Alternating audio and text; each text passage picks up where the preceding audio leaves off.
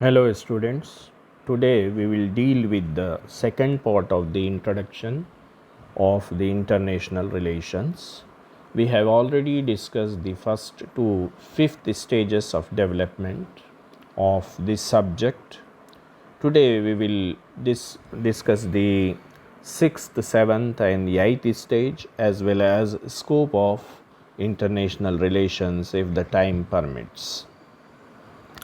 So here the sixth stage of international development starts in late 1970s and it continued up to the early half of 1980. It means up to almost 1985. And these things are not correctly prescribed by a date. It is generally overlapping. So here it starts in late 1970s and continued up to the 1980, approximately 1985. So here during this stage of development or evolution of the subject, the research scholars in the subject dealt with they have raised doubts regarding the effectiveness of detent due to Soviet intervention in Afghanistan in 1979. A major thing happened during 1979. In 1979, the Soviet Union invaded Afghanistan and occupied it and established a puppet regime in Afghanistan that caused a great uproar among the nations because since the vacation of Vietnam, nothing such thing happened. Then at once it created a great uproar, especially from the Western Bloc. But the Soviet Union continued its invasion and aggression as well as occupation in Afghanistan. Even the UNO cannot do anything because you are aware that UNO cannot do anything against the permanent members of the Security Council. So USSR is also a permanent member and it vetoed all the resolutions that come against it. That's why the the UNO cannot do anything. Then it continued its occupation and these people of Afghanistan started their own independent movement that is called as jihad. So here doubts raised regarding the effectiveness of detent. A concept was there after the World War that there was a peace among the two blocks of the world, that is the Soviet bloc and the US bloc, but this could not work at this point of time. So that's why the research scholars raised doubts regarding the very much concept, the effectiveness of the very much concept. Next issues they have raised under the banner of international relations is the economic issues, ecological issues, and environmental issues. In fact, ecological issues and environmental issues are comparatively more international than any other issue, because if something happened in one part of the world, it may affect the other part of the world ecologically and environmentally. The environment and ecological developments cannot stop seeing the borders, that this border is of India, this border is of Pakistan, like that. So the ecological issues are more international than any other issue. It is recognized and the research scholars pursued such issues also in the arena of the international relation. Next, demands of third world countries to initiate north-south dialogue. I have already told you in the last session that Accidentally, almost all the countries of the south, except Australia, New Zealand, and one or two other countries, the majority of the southern countries are poor.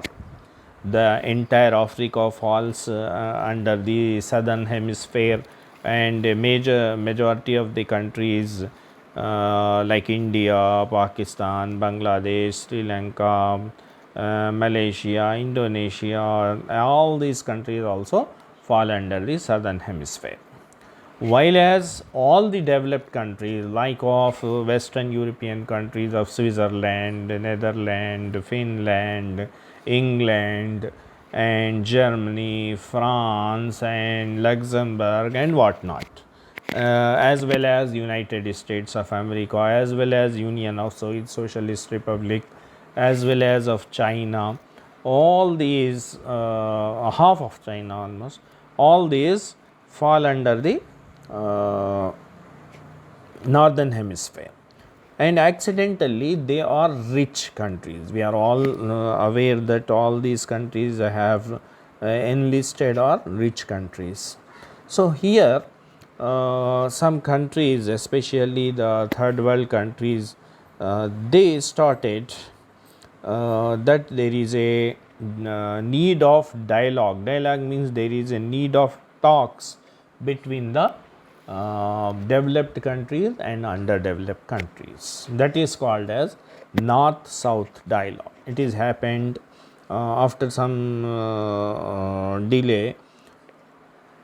A high-level meetings were started. That is called as north-south dialogue between poor countries and the rich countries.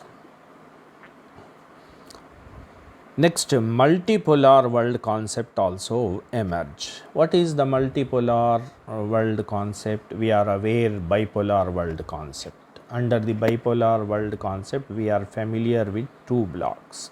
One is the Soviet bloc, other is the US bloc or American bloc. So these two blocks were reigning over the world for almost a century. But after that, the other powers also started developing, that is turned the world into a multipolar world. For instance, development of China as almost superpower, next India becoming a nuclear power, next Pakistan becoming a next nuclear power, then the Japan, then the North Korea as a superpower, threatening even the America. So all these emergence of all these various power blocks in the world created somewhat multipolar world. It means now the world is there are not only two superpowers, but there are many superpowers in the world. That is called as multipolar world concept. This concept also emerged in international relations, and many scholars in international relations have taken this concept. Next, international relation as an academic discipline was taken up by non-Western scholars also. By that time, only American and Western European scholars were dealing with the international relations. In this stage, they started the others also. It means Indian scholars, Pakistani scholars, Chinese scholars, and scholars belonging to different Latin American countries and Japan. They also started to deal with international relations. It was also a major change in the subject, that it widened its scope from just Western Europe and North America to the entire world. Next, from 1985 onwards, the seventh stage of development of international relations has begun.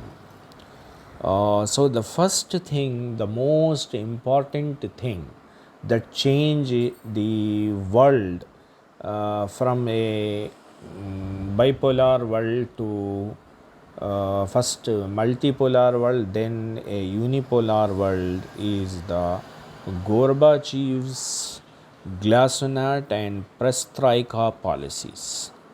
We are aware that since 1918 Bolshevik Revolution, the Soviet Union and the Eastern European countries turned into communist regimes, communist states, where the state has sole authority over the production of things, production of whatever used and whatever prepared in a country. Only the state has monopoly over it. That was the communism. But after almost 70 years, the Soviet people fed up with that system, because that system create inefficiency, especially it created inefficiency because there was no initiative of profit among the producers. The government officials have to produce each and everything, from bread and butter to the cars and aeroplanes. Everything has to be produced by the only government officials, and we are aware that how lethargic these government officials would be in general. While private enterprises open their shops even on Sundays, these ration shops will be closed even on working days. We used to observe all these things in our routine life. So the same thing happened in Soviet Union. There was even a scarcity of breads like things in the market, because these people are not producing enough articles under the one or the other exemptions and excuses, that we have this and that problem, we have this and that scarcity of the flour or this thing, that thing. There was a widespread scarcity of breads in the Soviet Union, even in the Moscow. That's created a uproar against the communism, that the communism is a failure, it cannot develop the people, it cannot a sufficient ism for a life. They came to that conclusion. So from the public it reached to the highest level, and at that time Gorbachev was the president and secretary of the Communist Party. He has at the helm of affairs. So he convinced that now the communism become obsolete. So what he did first, he did not at once abolish the communism. First he initiated two policies. One is the Glasnost and other is the Perestroika. These are the Soviet language terms, Russian language terms. What is the meaning of these terms? These things we will see. Glasnost means transparency. There was closeness in the Russian system. Each and everything was hidden behind iron curtains. Even there were rumors used to be death of the president and secretary of the Communist Party of this country in Western media for some time, especially during the period of Brezhnev. The Western media used to publish articles and news that the Brezhnev have died, and there was no one or some other person have taken the realms of the Soviet Union, like that. But after 15 or 1 month, he used to appear on the media, on national media of that country, and again these rumors used to die. We can imagine how there was a closeness in the administrative system of the Soviet Union. So, what first the Gorbachev introduces glasnost, it means transparency, that we are open to the world, and here the administration is also open to the public. They can see what is happening, and the other countries of the world also see what is happening in the Soviet Union. Then the world realized that there was a scarcity of many things in Soviet Union, and that the people fed up with the communism, and the people also realized that they are not alone in hating communism, but others also developed the same hate.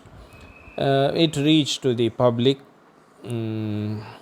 and they started talking against the communism and openness, and return to the general economic system of the world, that is based on capitalist ideology. So that was the first step. Next, Perestroika. Perestroika means reconstruction. Under the reconstruction, Gorbachev started certain reforms. These reforms are initiated in the form of some openness in the economy, like that. So this also brought the communism to the end. Due to these two policies, the communism ended by 1980s, starting years of the early years of the 1980s, and then some of the republics of the Soviet Union, that is USSR, Union of Soviet Socialist Republics, they started to gain independence, especially from the Soviet Union, because we are aware that all these republics, all these countries, almost 20 countries of the world, 20 nations of the world, they become one nation and one state only due to the ideological sameness, ideological similarity. They all at that time believe in the communist ideology, that it will change our life. It will bring a new dawn to our life. They believe like that, and that's why all believed in communist ideology, and they thought that if they believe in the same ideology, why not they should become one nation, and they should not form one government. So they become one nation. But when the cement gone out of place, the communist ideology, the similarity of the communist ideology become obsolete, these countries started thinking in other terms, that they have differences in the matter of race, in the matter of language, and in culture and other things with the other Soviet nationalities. So why they should not become a separate nation? Why should not they should not become a independent state like other states? So they declared, some of the countries, some of the republics, it means states, what we called as a state in our country, at erstwhile Soviet Union, they used to call it as republics. So some of the republics declare independence, declare cessation, separation from the Union of Soviet Socialist Republic. Once it is started, it could not be stopped by anyone, including Gorbachev, and many of the erstwhile states or republics of the Soviet Union declared independence. At last, there was 3 or 4 republics remaining with the Moscow. That again they have established, they declared disintegration of Soviet Union and established another state calling Soviet Russia, and with different names. There was much confusion about even the names at the time. So they have established somewhat potentate in the realms of these affairs into his hand. The Russian president. Russia was only a republic. Russia was like a state, say Uttar Pradesh or Maharashtra in India.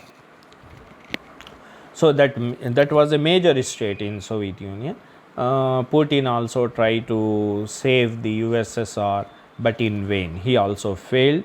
Then the entire Soviet Union or Union of Soviet Socialist Republics collapsed, and instead of one nation or one state of Soviet Union, almost 25 states emerged from the corpses of the Soviet Union. So that was the major breakthrough in international relations. At once, at least 30 countries emerged at once. Why 30 countries, sir?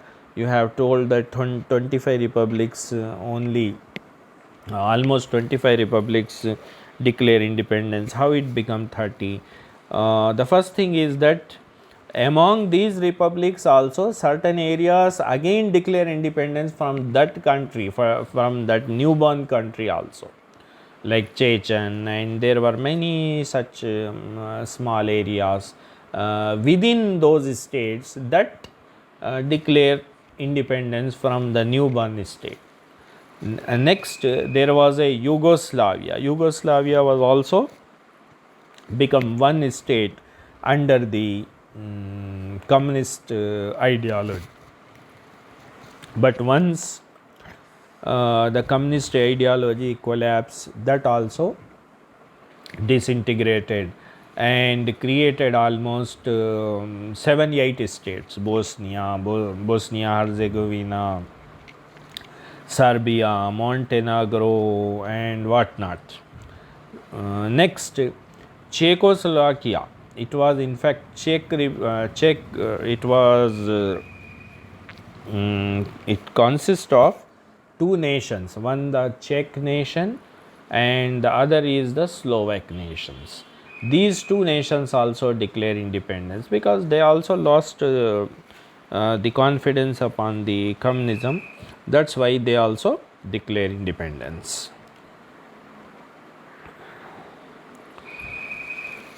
Then there was a unification also. Previously, the Germany was divided into two parts: Eastern Germany, that is the communist Germany, and Western Germany, that was the capitalist Germany. I have already told you how a war was erected between a city of Berlin, and all these collapsed because the Eastern Germany people also lost confidence upon the communism, and the Western Germany was already believes in openness or capitalism. So that's why there was no bone of contention among these two parts of the country. So they become one, and one unified Germany was established again. So here at least 30 states emerged, more than 30 even. Later on there was bifurcation and bifurcation among the erstwhile states of the Soviet Union. So 30 to 35 states came into international arena. Each and every state has its own potential of research. For instance, Bosnia Herzegovina, there was a very devastating war between the Bosnians and the Serbians in that area. It was previously it was both these were the states of Yugoslavia, but after the collapse of Yugoslavia, they are at loggerheads, and these two nations, Bosnians and the Serbians, they started a war, and not only thousands, even lakhs of the people have died in that war. So that also provided a great chance to the researcher scholars of the international relations, how this contention may be ended, how this problem may be solved. For instance, Bosnian and Serbians problems, how the Kosovo problem, and there was another area, Kosovo. It was basically a big city like Hyderabad, somewhat metro city like that. It means having population of different origins, different nationalities, different languages. While all these states become separate, there was a problem for the Kosovo. So it also declared its independence. So like that, it has provided a breakthrough in the international relations. Almost 35 new subjects came to the international relations. It means the new states, newly formed states. Next, the very subject of Glasnost and Perestroika, how it is started, why it is started, whether the Gorbachev was an agent of America and what not. All these matters were open to the international relations subjects. Many scholars have written many theses upon these subjects, and many scholars or writers publish number of articles in international journals on these topics. Like that. Next important topic under the discussion in the arena of the international relation is the balance of interest, cooperation, internationalization, disarmament, detent. Balance of interest among nations, especially among the new emerging nations. For instance, if there are Serbs and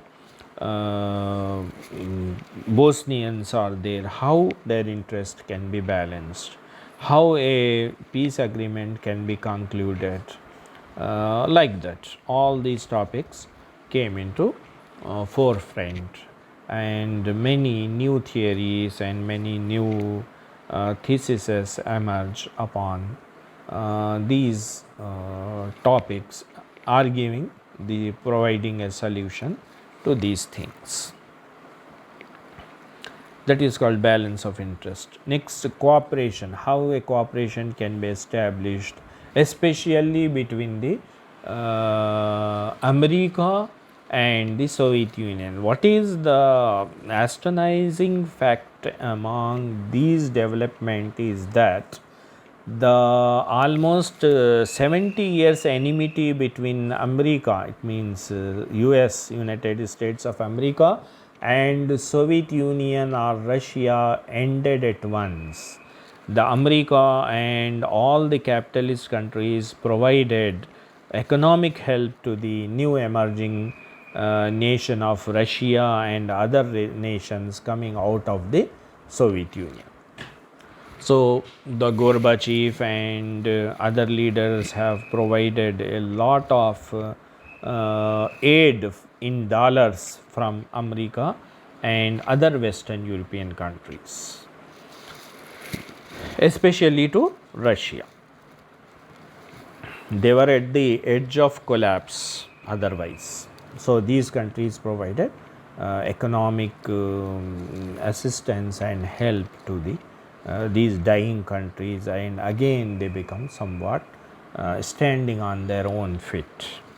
So this is the cooperation. Next, cooperation was among the different nations, how these newly emerging nations of Yugoslavia or the erstwhile Russia can cooperate with each other.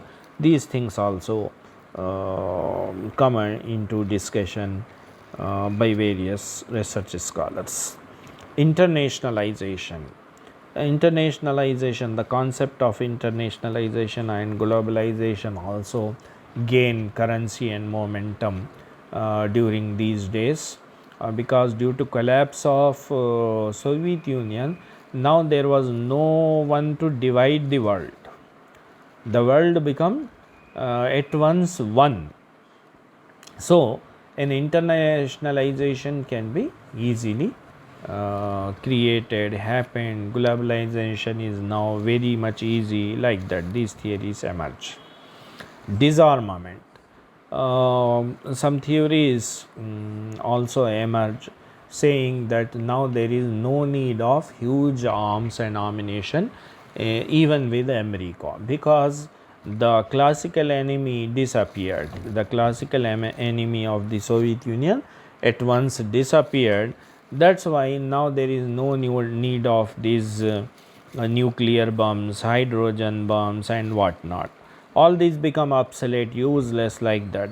That's why it is better to disintegrate or diffuse all these dangerous arms that may explode at any point of time and may cause a havoc to the world, like that. Such theories also emerge, and these also become, disarmament become a major issue in the international relations.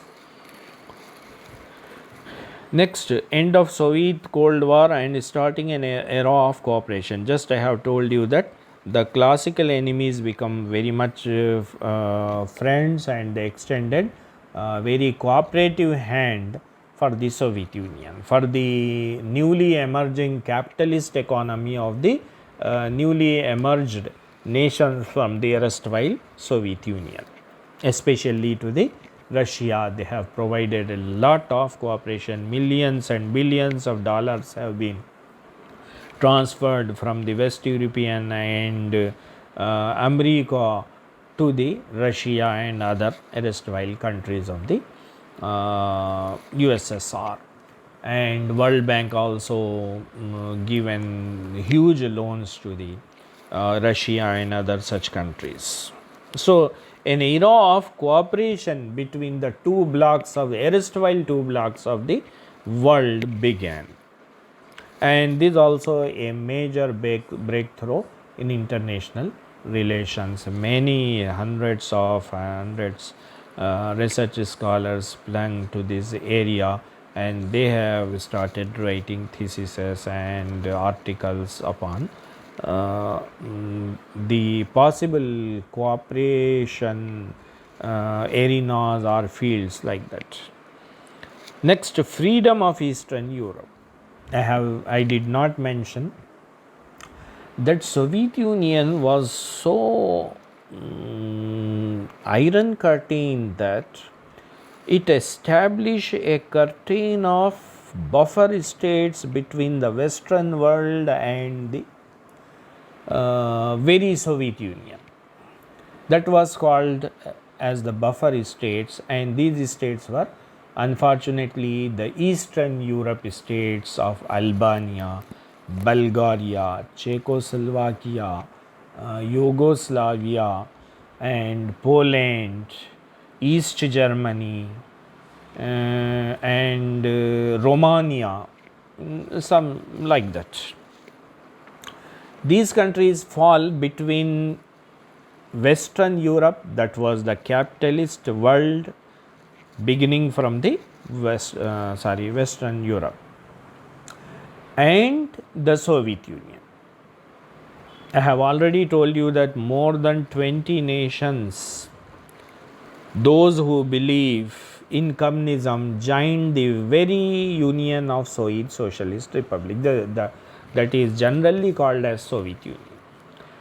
But these countries that I have just enlisted, the Albania, Bulgaria, Poland, Romania, and East Germany, they did not merged into the Union of Soviet Socialist Republic. Why? What is the cause? Because the governments of these countries are anyhow run by the Moscow itself, that is called as Kremlin. Kremlin was the building that headquarters the major power blocks of the Soviet Union. That's why they used to be called as Moscow regime or Kremlin regime. So anyhow, the politics and each and everything of these countries, starting from Albania to the Yugoslavia. I have enlisted 6 or 7 countries like that. The entire governments, entire programs, entire policies of all these countries are designed and developed at the Kremlin itself, and just it was shifted, it was posted to the headquarters of these countries, and the presidents and prime ministers and secretary generals of the communist parties of those countries just have to follow it. They do not have the independence to draw and design their own policies and programs. Even who would be the head of the state, who would be the prime minister, who would be the state secretary of the Communist Party, it will be decided at the Kremlin, at the Moscow itself. Then the question was that why these countries are not joined into Union of Soviet Socialist Republic. If the Kremlin, if the Moscow wants it, it was a matter of only seconds. But it did not happen. Moscow did not like the merger of these countries. Why? This was the question. So the answer is that the Soviet Union wants a